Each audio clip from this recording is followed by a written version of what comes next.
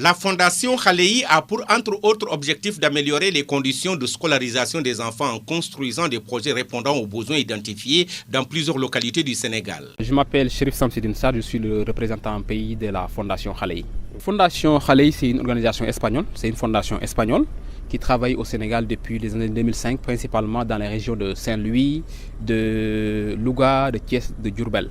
Donc maintenant, ça fait bientôt 1 an que nous avons commencé à intervenir, car dans la banlieue de Dakar, mais aussi à Ziguinchor avec un projet avec Enda Jeunesse Action, et ici dans la commune de Diembéring, qui est notre premier projet avec réellement la commune de Diembéring. Soutenir les enfants et les jeunes en situation de vulnérabilité ou d'exclusion sociale pour leur développement bio-psychosocial dans le cadre de projets de coopération au développement. Collaborer à la réalisation des objectifs internationaux dont la lutte contre la pauvreté, principalement ceux liés à l'enfance et à la jeunesse, fournir aux enfants et aux jeunes des pays du Sud des conditions adéquates pour la défense de leurs droits conformément aux principes de la Charte des droits de l'homme et de l'enfant sont aussi des axes d'intervention de cette organisation. Oui, Fondation est spécialisée dans la protection de l'enfance, dans l'éducation. Donc, dans l'éducation, nous nous sommes orientés vers l'éducation des filles. Parce que nous avons constaté qu'au Sénégal et en Afrique de façon générale, la femme joue un rôle très important, en tout cas dans le bien-être des familles. Les obstacles à l'éducation d'enfants en situation de vulnérabilité sont nombreux. Ceux qui concernent les filles le sont encore davantage car elles sont victimes d'inégalités et souffrent de discrimination tout au long de leur parcours. Quand elles sont scolarisées, de nombreux facteurs peuvent influer négativement sur la poursuite de leurs études, tels que la pauvreté des familles, l'éloignement des établissements scolaires et le poids des traditions ou encore les grossesses précoces. Parce que les études ont montré qu'au Sénégal, en réalité, l'abandon scolaire ne se trouve pas au niveau du primaire. C'est quand les enfants vont au CM qu'on est beaucoup plus un taux d'abandon. Donc le CM coïncide avec la période de puberté, donc coïncide avec beaucoup de facteurs qui changent dans la vie de l'enfant. Et donc cette période-là, il faudrait accompagner les enfants, il faudrait les former, il faudrait leur donner des cadres vraiment où ils puissent accueillir des connaissances. Les projets de la Fondation Khalei sont développés en étroite collaboration avec les communautés. Dans la collectivité locale de Diembéring, la principale problématique de l'éducation des filles identifiée est liée à la récurrence des grossesses précoces, principale cause de l'abandon scolaire. Donc le projet est estimé à 63 millions de francs CFA. Donc pour une durée de 2 ans. Le projet Edianjang l'école, c'est un projet Edianjang, en fait le nom c'est un nom Diola, comme on le dit. Et en milieu Diola, quand on te dit que tu es Edianjang, cela veut dire que tu es beau ou tu es belle. Donc Edianjang l'école, on veut tout simplement faire comprendre aux jeunes, aux filles, aux adolescents et aux adolescentes que la beauté ne se trouve pas dans ton habillement, que la beauté ne se trouve pas dans combien de copains tu as, ou bien la beauté ne se trouve pas dans la richesse de tes parents. La beauté se trouve pour nous dans la performance scolaire. Donc Edianjang l'école. Donc la vraie belle fille, c'est cette fille-là qui est capable d'avoir de très bonnes notes à l'école, qui est capable de réussir et d'aimer autonome. C'est pourquoi on appelle le projet Edianjang l'école. Un projet qui a principalement 3 volets. Le premier volet, c'est l'appui scolaire. Nous avons constaté que dans nos écoles, dans le système sénégalais de façon globale, les enfants en difficulté d'apprentissage, disons qu'on appelle communément au Sénégal les derniers de la classe, sont les enfants qui sont victimes de moqueries. On dit qu'ils sont nuls. Il y a même parfois les enseignants qui ne les aident pas en les chargeant vraiment de mots négatifs qui font que ces enfants qui ont des difficultés, qui ont besoin d'être accompagnés, vraiment ne trouvent pas de cadre. Ces enfants-là, pour la plupart des cas, ils peuvent traîner pendant beaucoup de temps au niveau du cycle primaire, mais quand ils vont arriver au niveau du cycle moyen, ils sont déjà des gros gaillards, donc, et qui terminent par abandonner. Donc, premièrement, nous travaillons avec les écoles primaires de la commune de Diembéring pour que ces enfants en difficulté d'apprentissage, c'est-à-dire qu'on appelle les enfants communément, que même si on n'aime pas cette expression, les derniers de la classe, les 10 derniers de la classe, on essaie de voir dans chaque école, on paye un enseignant pour qu'il puisse les donner des cours de renforcement 3 fois dans la semaine. Et l'objectif, c'est qu'à la fin du projet, que l'ensemble de ces enfants qui traînaient, qui avaient des difficultés, qu'on puisse en tout cas les aider à améliorer leur performance scolaire et à aller de l'avant. Ça, c'est le premier volet. Le deuxième volet, c'est qu'on a constaté que dans la commune de Diembéring, la référence, c'est vraiment le monsieur ou le gentle boy, le garçon qui a une copine touriste, espagnole, française, allemande, ou bien le garçon qui est aussi tout le temps avec des touristes et qui est capable de donner 1000 francs, 100 francs, de donner de l'argent aux filles, etc. Donc, ce sont ces gens-là qui sont des références. Les gens qui étudient ne sont plus des références. Nous voulons organiser ici dans la commune de Diembéring une cérémonie d'excellence et de promotion de l'éducation des filles où nous allons primer les élèves que la société avait considérés comme étant des derniers, qui ont fait des progrès importants, on va les primer. Mais également, les élèves qui ont toujours eu de très bonnes notes, on va également les primer pour montrer aux enfants que réellement, en tout cas, vous pouvez le faire et que l'importance aujourd'hui, comme le dit Nelson Mandela, si on veut changer une société, c'est à partir de l'éducation. L'éducation est l'arme la plus puissante pour changer la société. Donc nous voulons réorienter vraiment les références des jeunes vers des jeunes qui ont vraiment étudié. Donc ça, c'est vraiment le premier projet, l'éducation. L'autre volet, nous avons parlé plutôt de la question de la santé et de la reproduction. Les jeunes chez nous et les adolescents n'ont pas de connaissances sur la santé et la reproduction. Donc nous connaissons une maternité précoce, nous connaissons une paternité précoce dans la commune de Diembéring, un peu partout dans les villages de la Casamance.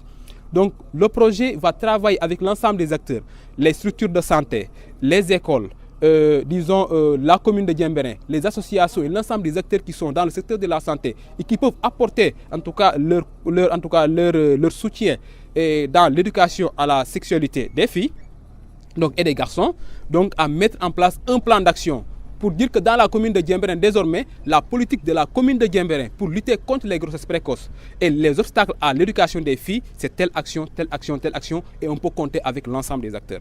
Ça, c'est vraiment important. Nous avons aussi des outils que nous avons développés sur la sensibilisation, donc qui font que, par exemple, nous avons une experte qui va venir former les volontaires pour qu'elles puissent être capables, premièrement, d'avoir plus de connaissances en santé de la reproduction, mais également pour qu'ils puissent être capables d'animer une causerie. Parce que quand tu vas dans un village, dans un quartier pour animer une causerie, au Sénégal, la sexualité, c'est une question taboue. Donc nous, on va former réellement des responsables à pouvoir faire de la sensibilisation, de la communication, sans pour autant heurter, en tout cas, les sensibilités, sans pour autant, en tout cas, se départir de nos valeurs. Parce que le fait que ce soit tabou, ce n'est pas en tant que tel quelque chose de mauvais. Mais il faut l'encadrer pour permettre aussi aux enfants d'avoir réellement des connaissances. Donc c'est pourquoi, en tout cas, on va les former en santé de la reproduction sur les techniques de causerie et leur donner des outils pour que le plan d'action pour lutter contre l'éducation des filles dans la commune de Diembéring, les obstacles à l'éducation des filles, donc puissent être exécutés par les acteurs qui partagent la communauté. Les écoles partenaires, les Badianougor, les associations de filles, etc., etc. Donc maintenant, après, nous avons également un autre volet, le volet de l'autonomisation économique des femmes. Donc nous avons constaté, c'est en tant que Sénégalais et en tant qu'Africains, que la femme joue un rôle important dans le bien-être social, économique, des familles. Donc un foyer où la femme a une situation économique vraiment satisfaisante, ce foyer-là, il est sûr que la femme pourrait participer davantage à l'encadrement des enfants.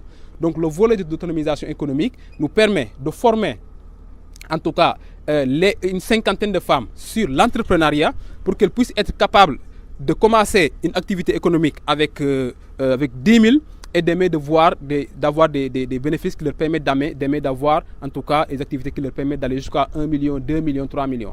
Nos mamans, nos sœurs sont braves, mais il manque d'organisation et vraiment de renforcement de capacité pour pouvoir réellement réussir leurs activités. Donc une formation en entrepreneuriat, et puisque la Casamance c'est une terre qui est bénie, donc ce que nous faisons tout simplement, on essaie de former ces femmes aussi en technique de transformation des produits locaux pour qu'elles puissent en tout cas avoir un métier. Et avec la mairie de Diembéring, nous travaillons pour également mettre en place des unités de transformation des produits locaux pour que ces femmes que nous formons ne puissent pas garder leur attestation dans leur salon, mais également qu'elles puissent réellement exercer.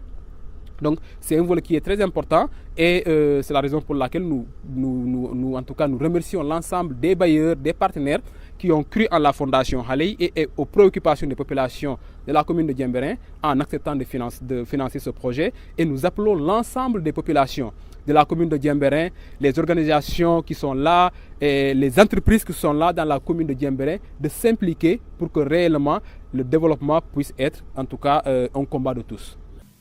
La mise sur pied du projet Ediandian l'école, qui comporte 3 volets essentiels, constitue une réponse à la problématique dans cette localité du département d'Oussouye, puisque l'instruction des filles agit positivement sur des domaines et sauve des millions de vies. L'augmentation de leur niveau d'éducation va améliorer la santé maternelle et réduire en même temps la mortalité infantile. Et c'est pourquoi la municipalité de Diembéring a accepté de développer en collaboration avec la Fondation Khalei ce projet innovant qui non seulement favorisera pendant 2 années l'accès des filles à l'école, mais agira aussi et surtout pour leur maintien à l'école. Tombongay est le maire de Diembéring. On a saisi cette opportunité-là étant donné que la personne morale de cette structure est un produit de la commune, pour ne pas dire de la mairie. C'est notre petit frère Samsidine, donc, que nous avons démarché et qui a accepté au nom de la structure qu'il dirige le protocole qu'on lui a proposé, qui puisse donc permettre d'intervenir dans 3 volets. D'abord dans le volet de l'éducation, en priorisant la fille, surtout pour qu'elle continue donc à être excellente, donc cultiver le culte, plutôt promouvoir le culte de l'excellence. Mais la grande innovation du projet, c'est que les élèves qui seraient en tout cas en difficulté d'apprentissage ne seront pas délaissés comme les autres pratiques le prévoient. Ils seront accompagnés, d'abord recensés, pour que l'on puisse donc les tirer vers le haut. Il y a l'autre volet également qui concerne l'autonomisation des femmes. Avant peut-être ce volet-là, j'ai oublié l'autre, la santé de la reproduction, n'est-ce pas? Mais également, certainement, les journées de l'excellence qui vont revenir donc avec d'autres formats. Grosso modo, c'est quand même un partenariat qui peut nous permettre de véritablement travailler pour faire glisser en tout cas les normes en termes de meilleure prise en charge de ces 3 volets-là dans la commune, parce que véritablement c'est un partenariat gagnant. En Wolof, on a l'habitude de le dire, Kudul Lamb do daj. Nous diversifions donc nos partenariats pour faire en sorte que à l'arrivée, l'on puisse donc avoir des résultats qui peuvent nous permettre d'améliorer en tout cas les conditions de vie des populations dont nous présidons aux destinées. Favoriser la scolarisation des filles dans cette collectivité locale, c'est à la fois lutter contre un facteur important d'exclusion et apporter une contribution essentielle pour l'avenir des familles, des communautés et pour le développement économique et social de notre pays, le Sénégal.